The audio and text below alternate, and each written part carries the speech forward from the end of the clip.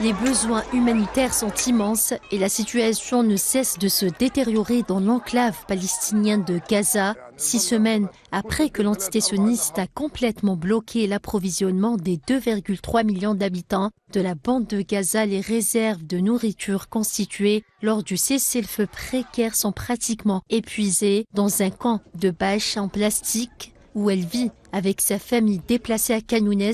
Ahras, 64 ans, a utilisé du carton pour allumer un feu et faire bouillir une boîte de haricots. C'est tout ce qui leur reste. Nous sommes une famille de 13 personnes. Qu'est-ce qu'une boîte de haricots peut nous apporter? Nous avons survécu à la guerre et aux frappes aériennes en nous réveillant et en nous couchant. Mais nous ne pouvons pas survivre à la faim, ni nous, ni nos enfants. Plus au nord, à Nusayrat, des centaines de Palestiniens font la queue pour obtenir du riz cuit chaud dans une cuisine d'urgence en plein air, comme le montrent ces images de jeunes enfants se pressent en tête de file agitant des seaux pour amener quelque chose à leur famille. Naïma Farjallah sort tous les jours à 6 heures du matin, marchant avec ses enfants à travers la zone de guerre, de soupe populaire en soupe populaire, dans l'espoir d'obtenir un bol de riz. On écoute le cri de détresse de cette mère. Si nous ne mourrons pas des frappes aériennes, nous mourrons de faim. Lorsque mon jeune fils me dit « Maman, je veux un verre de lait », mon cœur se brise.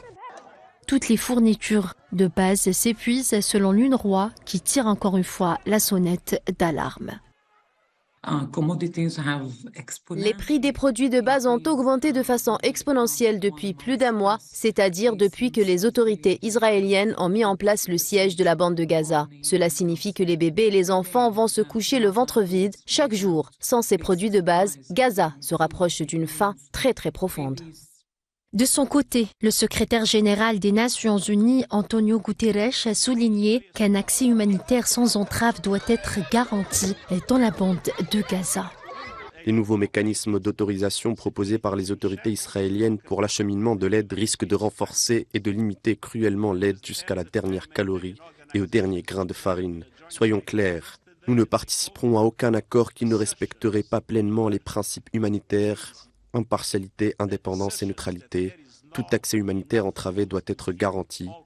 Les Palestiniens de la bande de Gaza craignent de plus en plus que la décision du bureau sioniste de réduire l'entrée de nourriture et d'autres fournitures n'accélère une crise humanitaire. On assiste aujourd'hui à une non-assistance à un peuple en danger. L'histoire retiendra les positions de chacun face à un génocide multidimensionnel.